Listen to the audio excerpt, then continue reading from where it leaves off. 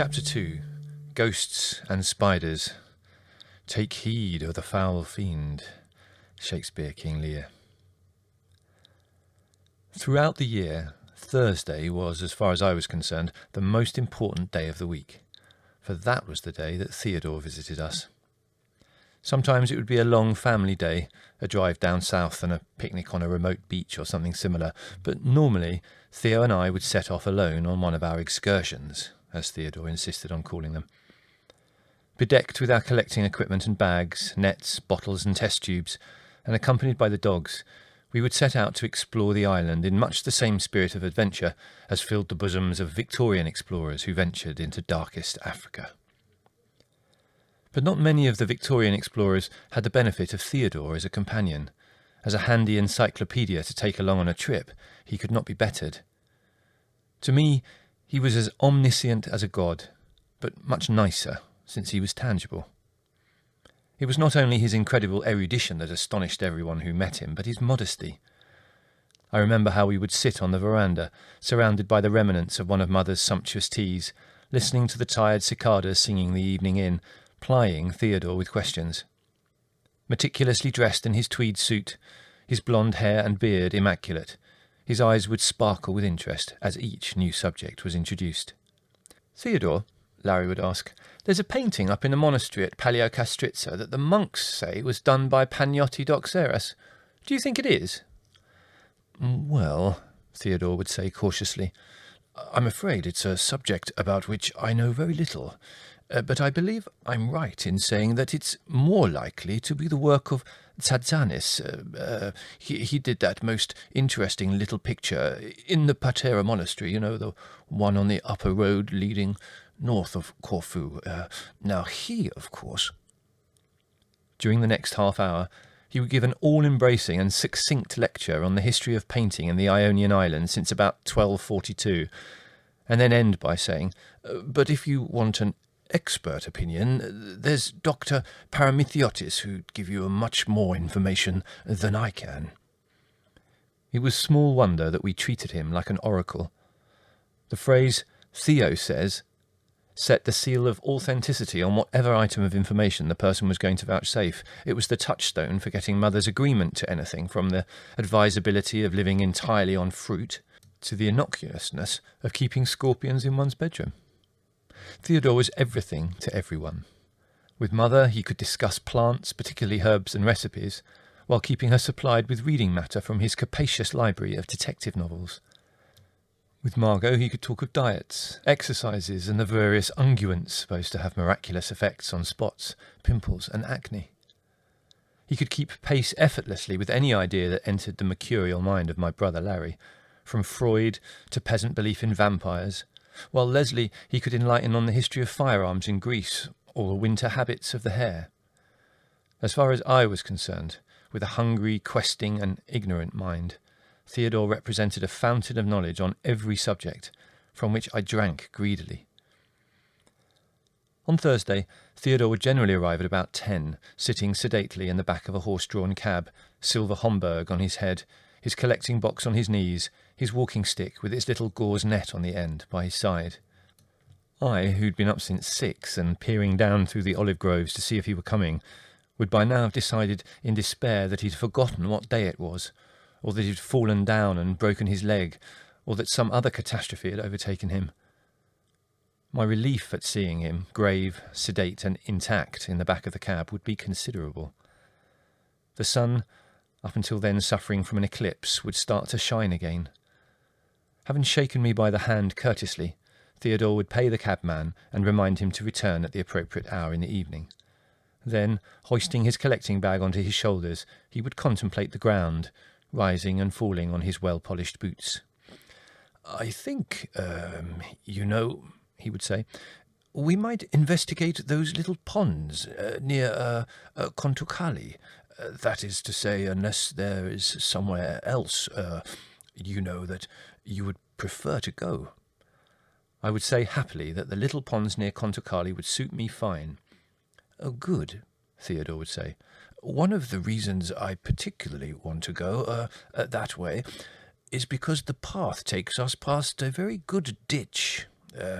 that is to say, a ditch in which I have found a number of rewarding specimens. Talking cheerfully, we would set out, and the dogs, tongues lolling, tails wagging, would leave the shade of the tangerine trees and follow us. Presently a panting Lugorezia would catch up with us, carrying the bag containing our lunch, which we'd both forgotten. We would make our way through the olive groves, chattering together, stopping periodically to examine a flower or a tree, bird or caterpillar. Everything was grist to our mill, and Theodore knew something about everything. No, I don't know of any way you could preserve mushrooms for your collection. Whatever you use, they would, shrill up. The best way would be to draw or paint them, or perhaps, photograph them. You could collect the spore patterns, though, and they are remarkably pretty. What? Well, you remove the cup of the mushroom or toadstool, and place it on a white card. The fungus must be ripe, of course, or it won't drop its spores. After a time, you remove the cap carefully from the card. That is to say, you take care not to smudge the spores, and you will find an attractive sort of pattern is left. The dogs would fan out ahead of us, cocking their legs, snuffling in the dark holes that honeycombed the great ancient olive trees, and dashing off in noisy and futile pursuit of the swallows that skimmed millimetres high over the ground down the long meandering avenues of trees. Presently we would reach more open country where the olive groves would give way to small fields of fruit trees and maize or vineyards. "Aha!" Theodore would say, stopping by a weedy water-filled ditch and peering into it, his eyes gleaming, his beard bristling with enthusiasm. "Now here's something interesting.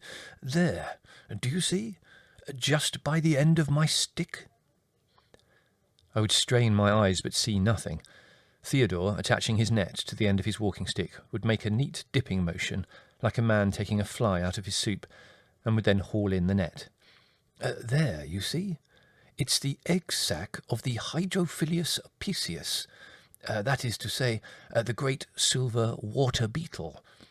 It's the female, as you know, that makes this sac. It may have up to 50 eggs in it. The curious thing is, just a minute while I get my forceps. There, you see? Now this, you might say a chimney, though perhaps mast would be better, is filled with air, so the whole thing is rather like a little boat which can't capsize. The air-filled mast prevents it. Yes, if you put it in your aquarium, it should hatch out, though I must warn you that the larvae are very, very fierce, and will probably eat your other specimens. Let's see if we can catch an adult." Patiently as any wading bird, Theodore would pace the edge of the ditch, dipping his net in at intervals and sweeping it to and fro. "Aha! Success!" he would exclaim at last, and carefully place a large black beetle, legs thrashing indignantly, into my eager hands. I would admire the strong ribbed wing cases, the bristly legs, and the whole body with a faint olive-green sheen. It's a rather slow swimmer compared with the other, aquatic beetles, and it has a very curious method of swimming. Instead of using the legs together like any other aquatic species, it uses them alternately. It gives it a very jerky appearance. The dogs on these occasions were somewhat of a mixed blessing. Sometimes they would distract us by rushing into a peasant's farmyard and attacking all his chickens, the ensuing altercation with the chicken owner wasting at least half an hour. At other times they would be quite useful, surrounding a snake so that it could not escape and barking prodigiously until we came to investigate. For me, at any rate, they were comforting to have around. Roger, like a stocky, unclipped black lamb, Whittle, elegant in his silky coat of fox red and black, and Puke, looking like a miniature liver and white spotted bull terrier. Occasionally they would get bored if we stopped for too long, but generally they lay patiently in the shade, pink tongues flicking, lolling, tails wagging amicably whenever they caught our eye. It was Roger that first introduced me to one of the most beautiful spiders in the world, with the elegant-sounding name of Erisus niger. We had walked a considerable distance, and at noon, when the sun was at its hottest, decided to stop and eat our picnic in the shade. We sat down at the edge of an olive grove and started feasting on sandwiches and ginger beer. Normally, when Theodore and I had our meal, the dogs would sit around panting and gazing at us imploringly, since they were always of the opinion that our food was in some way superior to theirs, and so having finished their rations, would try to obtain largesse from us, using all the wiles of an Asiatic beggar. On this particular occasion, Whittle and Puke rolled their eyes, panted and gasped, and tried by every means possible to show us that they were at death's door from starvation. Unusually, Roger did not join in. Instead, he was sitting out in the sunshine in front of a patch of brambles, watching something with great intentness. I went over to see what was intriguing him to such an extent that he was ignoring my sandwich crusts. At first, I could not see what it was. Then suddenly I saw something so startlingly beautiful that I could hardly believe my eyes. It was a tiny spider, the size of a pea, and at first glance it looked like an animated ruby or a moving drop of blood. Uttering a whoop of joyous enthusiasm, I rushed to my collecting bag and got a glass-topped pillbox in which to catch this brilliant creature. He was not easily caught, however, for he could take prodigious jumps for his size, and I had to pursue him round and round the bramble bush for some time before I had him safely locked in my pillbox. Triumphantly, I carried this gorgeous spider over to Theodore. "Aha!" said Theodore, taking a swig of ginger beer before producing his magnifying glass the better to examine my capture. "Yes, an Erisus niger. Yes, this is of course the male. Such a pretty creature. The female is, all black, but the male is very brightly coloured." On close examination through a magnifying glass, the spider turned out to be even more beautiful than I had thought. Its forequarters, or cephalothorax, were velvety black, with little specks of scarlet at the edges. Its rather stocky legs were ringed with white bands, so that it looked ridiculously as though it were wearing striped pants. But it was its abdomen that was really eye-catching. This was vivid huntsman's red, marked with 3 round black spots rimmed with white hairs. It was the most spectacular spider that I had ever seen, and I was determined to try and get it a mate and see if I could breed them. I subjected the bramble bush and the terrain around it to a minute scrutiny, but with no success. Theodore explained to me that the female spider digs a burrow about 3 inches long, lined with tough silk. "You can distinguish it from other spiders' burrows," he said, "because the silk at one point is protruded like an apron, and this forms a sort of roof over the mouth of the tunnel.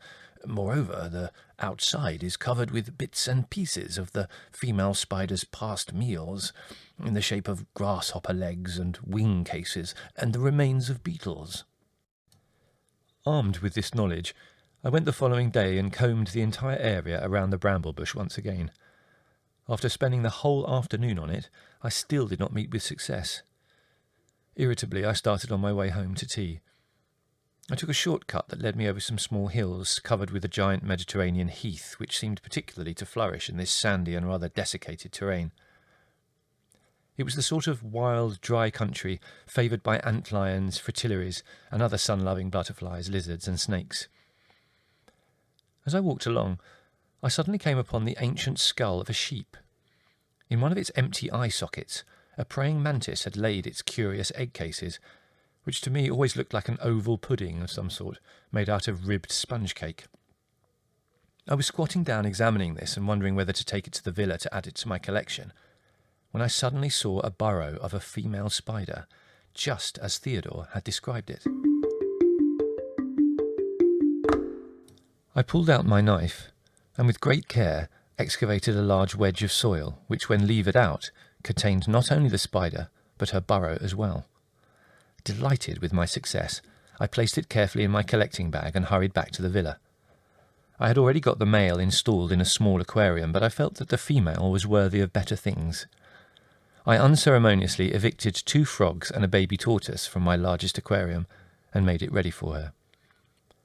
When it was finished, decorated with bits of heather and interesting branches of moss, I carefully placed the wedge of earth containing her and her nest on the bottom, and left her to recover from this sudden and unexpected house move. 3 days later, I introduced the male. At first it was very dull, because he did nothing more romantic than rush about like an animated hot ember trying to catch the various insects I had put in the aquarium as provender. But then, early one morning when I went to look, I discovered that he had found the lair of the female.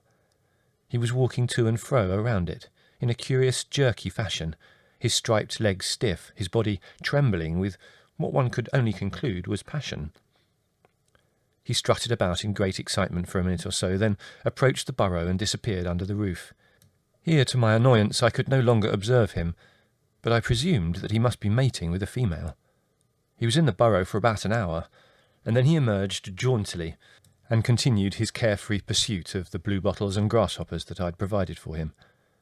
However, I removed him to another aquarium as a precautionary measure, since I knew that in some species the female has cannibalistic habits and was not averse to making a light snack of her husband. The rest of the drama I could not witness in detail, but I saw bits of it. The female eventually laid a bunch of eggs, which she carefully encapsulated in a web. This balloon of eggs she stored down her tunnel, but brought up each day to hang under the roof. Whether she did this so that the eggs could get more heat from the sun, or to allow them access to more fresh air, I was not certain.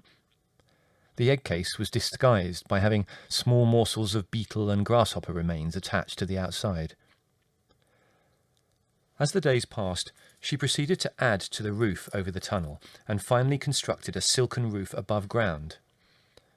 I watched this architectural achievement for some considerable time, and then, as I could see nothing, I grew impatient. With the aid of a scalpel and a long darning needle, I carefully opened up the silken room. To my astonishment, I found that it was surrounded by cells in which all the young spiders sat, while in the central hall lay the corpse of their mother. It was a macabre yet touching sight, the babies all sitting round the mortal remains of their mother in a sort of spider's wake. When the babies hatched, however, I was forced to let them all go. Providing food for some 80 minute spiders was a problem in catering which even I, enthusiastic though I was, could not solve. Among the numerous friends that Larry saw fit to inflict us with was a strange pair of painters called Loomis Bean and Harry Bunny. They were both American and deeply devoted to each other, so much so that within 24 hours they were known privately to the family as Lummy Lover and Harry Honey. They were young, very good-looking, with the fluid, boneless grace of movement that you expect from coloured people, but rarely get in Europeans. They wore perhaps a shade too many gold bangles and a soupçon too much scent and hair cream, but they were nice, and what was unusual in the painters who came to stay, hard-working. Like so many Americans, they were possessed of a charming naivete and earnestness, and these qualities, as far as Leslie was concerned at any rate, made them ideal subjects for practical jokes. I used to participate in these, and then relate the results to Theodore, who used to get as much innocent pleasure as Leslie and I did out of the result. Every Thursday I had to report progress, and I sometimes got the feeling that Theodore looked forward to the jokes with more interest than he did the news of my menagerie. Leslie had a genius for practical jokes, and the childlike innocence of our two guests inspired him to new heights. It was shortly after their arrival that he got them to congratulate Spiro most prettily on his final success in taking out Turkish naturalization papers. Spiro, who, like most Greeks, considered the Turks to be slightly more malevolent than Satan himself, and who had spent several years fighting them, exploded like a volcano. She looked not unlike a diminutive Victorian missionary facing a charging rhino. "Gollies, Mrs. Durrell!" Spiro roared, his gargoyle features purple with rage, his ham-like hands clenched. "Let's me pokes them one." Now, Spiro," said Mother. "I'm sure it's all a mistake. I'm sure there's an explanation." "They calls me a bastard Turks," roared Spiro. "I'm Greeks, I'm no bastard Turks." "Of course you're not," said Mother soothingly. "I'm sure it was just a mistake." "Mistakes? bellowed Spiro, his plurals coming thick and fast with rage. Mistakes? I'm not going to be called a bastard's Turks by these bloody fairies, if you'll excuse my language, Mrs. Durrell. It was some considerable time before Mother could calm Spiro and get a coherent story out of the terrified Loomy Lover and Harry Honey. The episode gave her a severe headache and she was very cross with Leslie. Some time later, Mother had to move them out of the bedroom we'd given them because it was going to be decorated. She put them temporarily into one of our large, gloomy attics.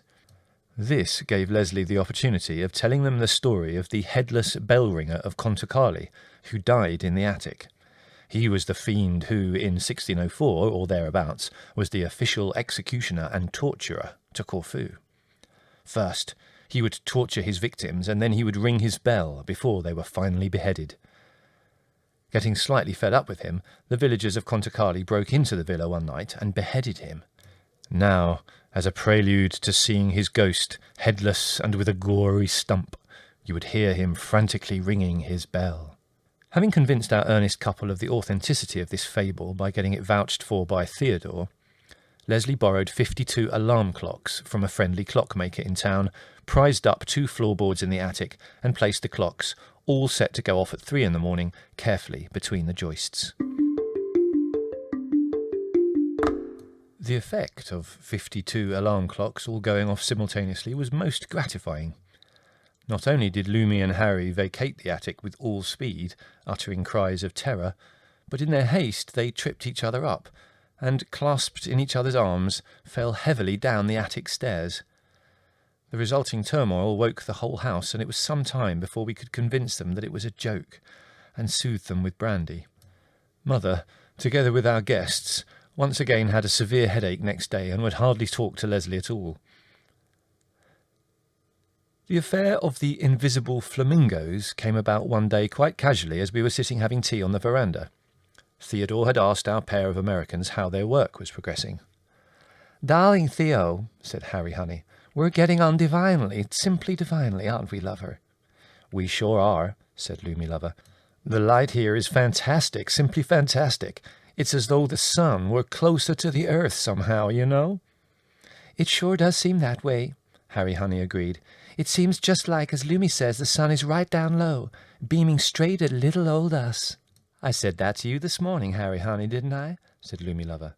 "You did, Loomy, you did. Right up there by that little barn. You remember, you said to me—" "Have another cup of tea," Mother interrupted, for she knew from experience that these post-mortems to prove the togetherness of these two could go on indefinitely. The conversation drifted on into the realms of art, and I scarcely listened, until suddenly my attention was riveted by Loomy Lover saying, "Flamingos! Oh, Harry Honey, flamingos! My favourite birds! Where, Les, where?" "Oh, over there," said Leslie, giving a wave that embraced Corfu, Albania, and the better half of Greece. "Great flocks of them." Theodore, I could see, was holding his breath, as was I, in case Mother, Margot, or Larry should say anything to upset this outrageous lie. "Flamingos?" said Mother interestedly. "I didn't know there were any flamingos here." "Yes," said Leslie solemnly. "Hundreds of them." "Did you know there were flamingos, Theodore?" asked Mother. I caught a glimpse of them down on Lake Haciopolis," said Theodore, not deviating from the truth, but omitting to mention that this had been 3 years previously, and the only time flamingos had ever visited Corfu. I had a handful of pink feathers to commemorate it. "Jehovah!" said Loomy Lover. "Could we catch a glimpse of them, Les dear? Do you suppose we could sneak up on them?" "Sure," said Leslie airily. "Easiest thing in the world. They migrate over the same route every day." The following morning Leslie came into my room carrying what looked like a strange form of trumpet made out of a cow's horn. I asked him what it was, and he grinned. "It's a flamingo decoy," he said with satisfaction. I was deeply interested and said I'd never heard of a flamingo decoy. "Neither have I," Leslie admitted. "It's an old cow's horn powder container for muzzle loaders, you know, but the end's broken off so you can blow on it." By way of illustration, he raised the pointed end of the cow's horn to his lips and blew. The horn produced a long, sonorous sound, somewhere between a foghorn and a raspberry, with very vibrant overtones. I listened critically, and said that it did not sound a bit like a flamingo.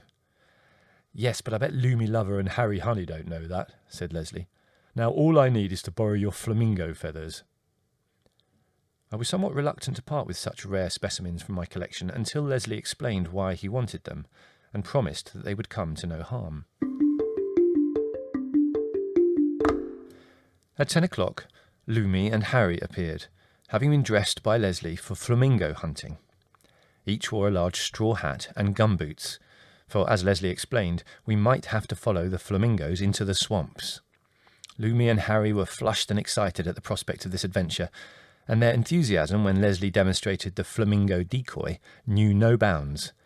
They blew such resounding blasts on it that the dogs went mad and howled and barked, and Larry, furious, leaned out of his bedroom window and said that if we were all going to carry on like a meat of the bloody corn hunt, he was going to move.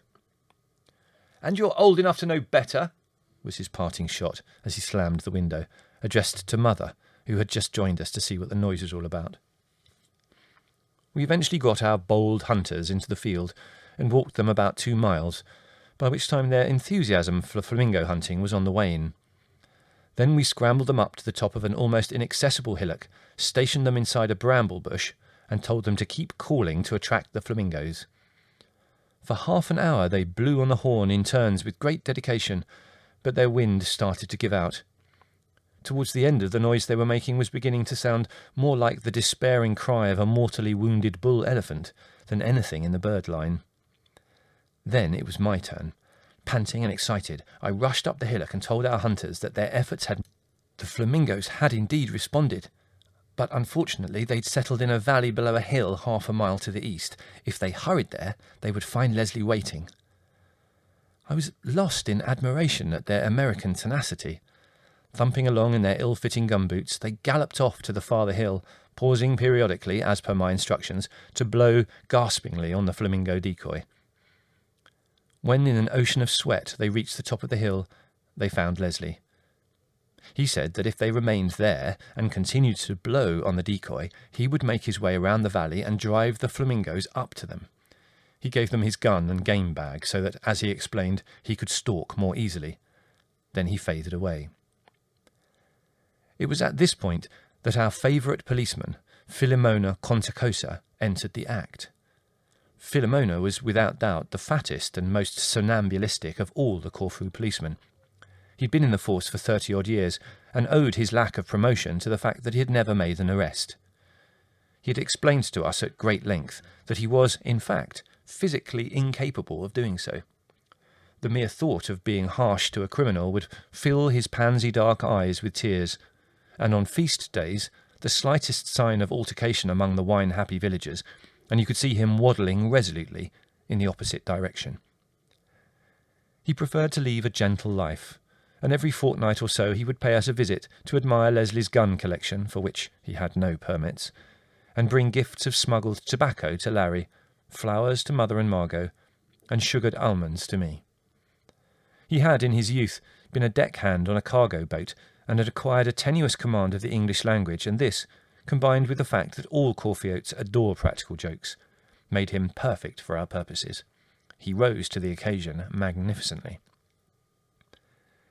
He waddled to the top of the hill, resplendent in his uniform, every kilo of him looking the personification of law and order and a credit to the force. He found our hunters blowing in a desultory fashion on their decoy. Benignly, he asked them what they were doing. Responding to kindness like 2 puppies, Lumi Lover and Harry Honey were only too delighted to compliment Filomena on his truncated English and explain matters to him. To the American's consternation, he suddenly changed from a kindly, twinkling, fat policeman to the cold, brutal personification of officialdom. "You know no flamingos, you no shoot?" he snapped at them. "It's forbidden to shoot flamingos." "But, darling, we're not shooting them," said Lumi Lover falteringly. "We only want to see them." "Yes, gee, you've got it all wrong," said Harry Honey ingratiatingly. "We don't want to shoot the little fellas. We just want to see them. No shoot, see?" "If you no shoot, why have you gun?" asked Filomena. "Oh, that," said Lumi Lover, reddening. "That belongs to a friend of ours. Amigo, savvy? Yeah, said Harry Honey. Friend of ours, Les Durrell. Maybe you know him. He's well known around these parts. Philomona stared at them coldly and implacably. I know this friend, he said at last. Please to open bag. Well, now steady on, see here, protested Loomy Lover. This isn't our bag, officer. No, said Harry Honey. It belongs to this friend of ours, Durrell. You have gun, you have bag, Philomona pointed out. Please to open bag. Well, I must say I think you're exceeding your duty just a tiny bit, officer, I really do, said Loomy Lover, while Harry Honey nodded eager assent. But if it'll make you feel any easier, well then, I don't suppose there's much harm in letting you have a little peek. He wrestled briefly with the straps of the bag, opened it and handed it to Philomona. The policeman peered into it, gave a triumphant grunt, and pulled from the interior the plucked and headless body of a chicken, to which were adhering numerous bright pink feathers. Both the stalwart flamingo hunters went white with emotion. But see here now, wait a moment, Loomy Lover began, and his voice trailed away before Philomona's accusing look.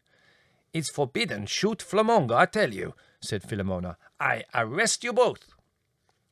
He herded them, alarmed and protesting, down to the village police station, and kept them there for several hours, during which they nearly went mad, writing out statements and getting so muddled through nerves and frustration that they kept contradicting each other's stories. To add to their alarm, Leslie and I had assembled a crowd of our village friends, who shouted and roared in the terrifying way Greeks have, periodically bellowing, "Flamingo!" and throwing the odd stone at the police station. Eventually, Philomona allowed his captives to send a note to Larry, who stormed down into the village, told Philomona it would be more to the point if he caught some evildoers rather than indulged in practical jokes, and brought our two flamingo hunters back to the bosom of the family. This has got to stop, said Larry angrily. I will not have my guests subjected to ill-bred japes perpetrated by a pair of half-witted brothers. I must say Loomy Lover and Harry Honey were wonderful. Don't be angry, Larry, darling, said Loomy Lover. It's just high spirits. It's just as much our fault as Les's. Yes, said Harry Honey. Loomy's right. It's our fault for being so gullible, silly old ass. To show that there was no ill feeling, they even went down to the town and brought back a crate of champagne to have a party, and then went down to the village themselves to fetch Philomona up to the house for it. They sat on the terrace, one on each side of the policeman, toasting him coyly in champagne, while Philomona, in a surprisingly good tenor, sang love songs that brightened his great dark eyes with tears. You know, Loomy Lover confided to Larry at the height of the party, he'd be really good-looking if he went on a diet. But don't tell Harry I said so, darling, will you?